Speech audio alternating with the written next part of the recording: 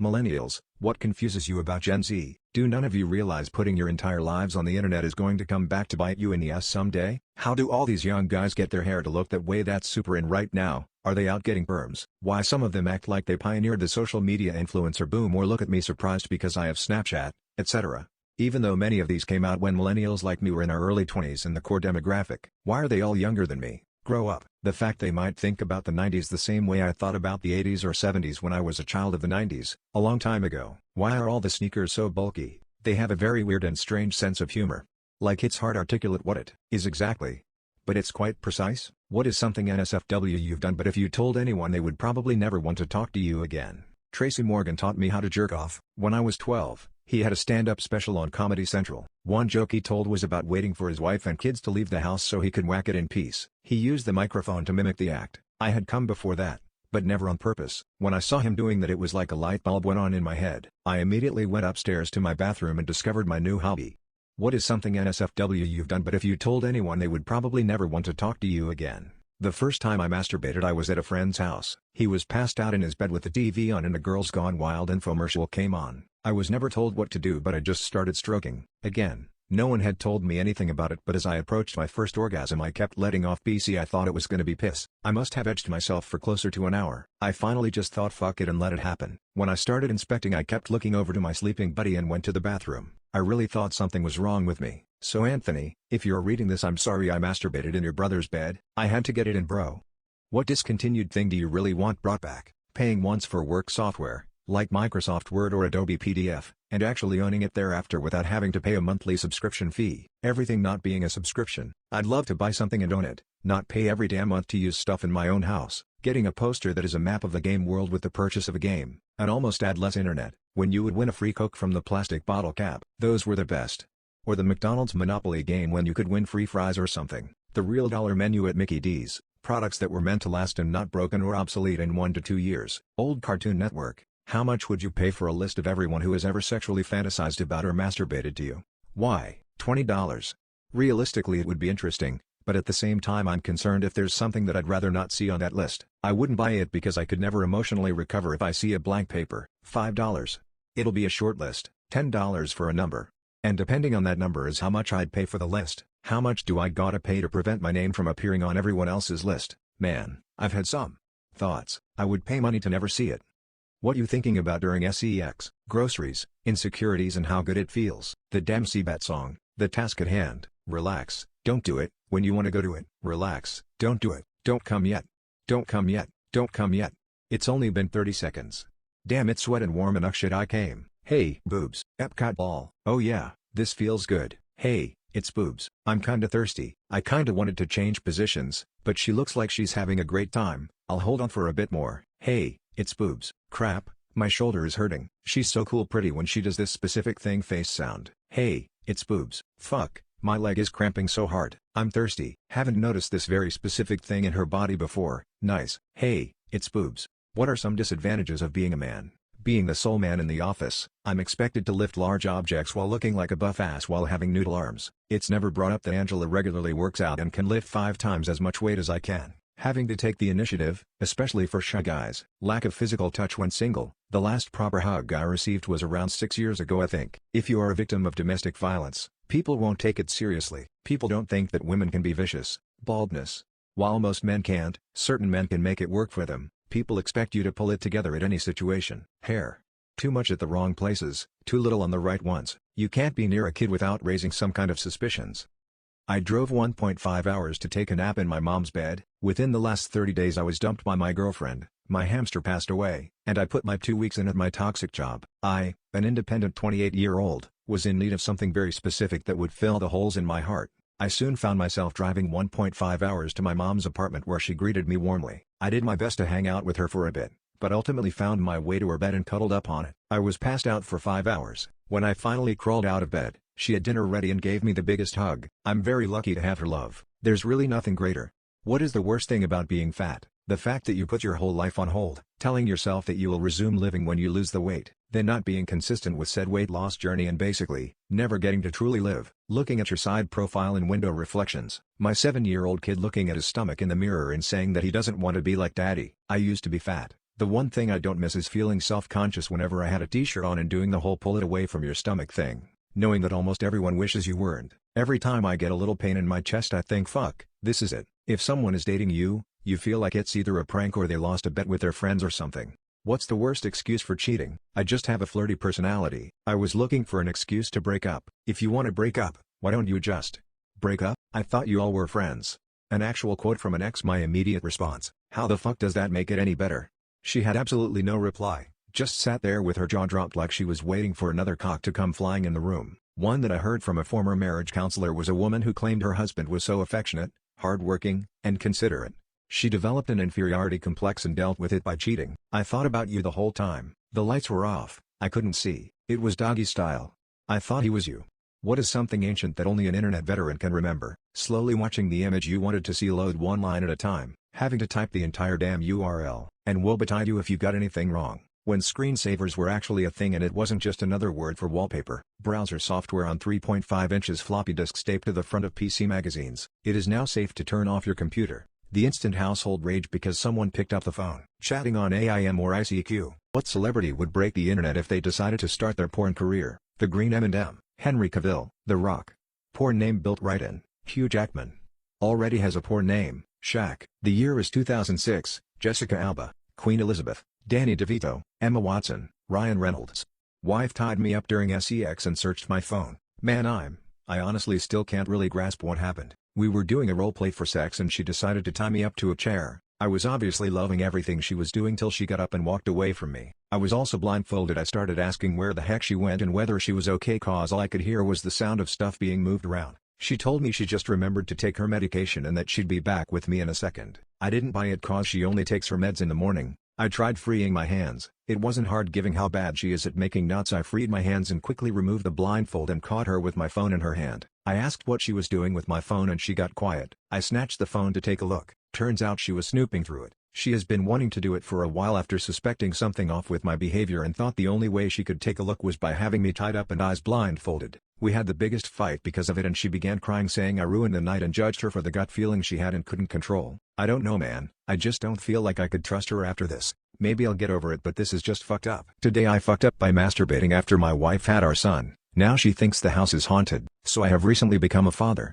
My son is a week old and I have been home with mom and baby the whole time. Needless to say I was getting a little restless at home even with the lack of sleep that comes with a new kid. For obvious reasons my wife and I couldn't pass the time in the bedroom as normal, mainly due to the expected impact of childbirth. My son's huge head didn't help things, so I decided not to bother my wife and sleeping baby and slipped off to the bathroom with phone and lotion to discreetly take care of business. Perusing my go-to site I find the video of choice. First thing that pops up is an ad of a girl yelling "Oh baby" with the volume on my phone at full blast. I quickly turn it down and proceed to business. I return to my wife in the living room and all I see is shock on her face as he holds my son looking worried. I ask what's wrong fearing she is mad at me for taking care of business solo. She looked at me dead serious and said something whispered "Hey baby" to our son after you left and now I'm freaked out. For some background my wife believes in ghost spirits as crazy as it sounds. She has told me about seeing odd things in our house and believing she heard people talking before, so this did not help and she is even more worried with our new addition. She is currently burning sage through our house to remove the spirits. I don't have the heart to tell her I was just horny and she overheard me watching porn. Today I fucked up by masturbating after my wife had our son. Now she thinks the house is haunted. So I have recently become a father. My son is a week old and I have been home with mom and baby the whole time. Needless to say I was getting a little restless at home even with the lack of sleep that comes with a new kid. For obvious reasons my wife and I couldn't pass the time in the bedroom as normal, mainly due to the expected impact of childbirth. My son's huge head didn't help things, so I decided not to bother my wife and sleeping baby and slipped off to the bathroom with phone and lotion to discreetly take care of business. Perusing my go-to site I find the video of choice. First thing that pops up is an ad of a girl yelling "Oh baby" with the volume on my phone at full blast. I quickly turn it down and proceed to business. I return to my wife in the living room and all I see is shock on her face as he holds my son looking worried. I ask what's wrong fearing she is mad at me for taking care of business solo. She looked at me dead serious and said something whispered "Hey baby" to our son after you left and now I'm freaked out. For some background my wife believes in ghost spirits as crazy as it sounds. She has told me about seeing odd things in our house and believing she heard people talking before, so this did not help and she is even more worried with our new addition. She is currently burning sage through our house to remove the spirits. I don't have the heart to tell her I was just horny and she overheard me watching porn. Today I effed up by buying a life-size sex doll. Obligatory. I bought it 3 days ago. But I just got it today, so I have considered getting a doll before because it's tits and ass on demand. I justified it by saying it'll save me time from having to go out and get girls IRL blah blah, and also I kinda thought it'd provide some company while I'm home alone lol. I was looking at these $3,000 dolls and almost made the purchase but found a cheaper one for just around $1,000. I couldn't justify spending $3,000 knowing that there would be a high chance I'd regret it. It came in a big box. I hauled it into my bedroom. It weighs about 30 kilograms. I underestimated just how much that weighs, so I sliced open the box and started removing the packaging and I could see its little fucking toes poking out and I was like, oh shit. Here we go. Kept removing the packaging and of course I grabbed the tits as soon as I saw them. They're okay, but nothing like the real thing OFC. I pulled the cold corpse of a doll out of its box. It didn't have its head screwed on. So I unwrapped the head, plonked it on. And it's a half decent looking thing. Better than I was expecting tbh. I wasted no time sticking the electric warming stick up its pussy, waited a few minutes, dumped it on the bed and, well, we had a play, NGL. It's better than a hand or pocket put, but believe me, once you finish, you now have to wrestle its cold body. Clean what needs to be cleaned. In this case I unscrewed its head and basically force-fed it water in the sink lol. I hadn't yet thought, where TF do I store this thing? It's about 160 centimeters tall. So I plonked it in my closet on a cabinet, wrapped it in a blanket and Jesus Christ. It looks like a corpse. Literally, I now have to walk in there every day to be greeted by a cold wrapped up corpse when I need to grab some clothes. The heck do I do with it? It's corpse or bye $1,000. Too long, didn't read. If you aren't actually that lonely and only getting a sex doll out of curiosity, there is a very big chance you'll regret it. 6 years ago I switched my wife's cat with a more well-behaved lookalike. She had an all-black cat that was extremely aggressive. It scratched everyone, hissed at everyone, and didn't use its litter box half the time. My wife insisted she could get it to behave better. One week she went out of town to visit her family and I was supposed to go to her apartment and feed it. The first night I went over, it scratched the shit out of my arm. I joked to the cat that it's not special and I'll replace it if it scratches again. The joke stuck with me until I had thought about it enough that it wasn't a joke. The next morning I went to the local animal shelter, found an identical cat who was already litter box trained and acclimated to people, but was a little skittish. Its old owner died of a heart attack and the animal shelter people said they think that's why it was skittish. But overall, it was a lot friendlier and better behaved, and the skittishness would help it resemble the original cat. So I adopted it, took it to my wife's apartment, settled it in, then drove her original cat to an animal shelter a town over. I was paranoid my wife would find out if I took it to a local one. It's been 6 years since then. We got married 4 years ago. We still have the swapped cat. It answers to the original cat's name. My wife knows nothing. She loves this cat and brags about how much better behaved it is. Every time I see it, I feel like a total piece of shit. What will die with millennials? Memory of life without internet, watching whatever was on. Everything is always on now. You don't stumble into an interesting show because it's the only thing mildly interesting on TV. Going to Blockbuster and trying to find some film to watch. One new and one old combo. Remembering someone's phone number. Dubbing cassettes and burning your own mix on CD. Listening to the radio all day waiting for your favorite song. The knowledge of life before instant connection and internet fast globalization. Awkwardly trying not to look at each other in a waiting room.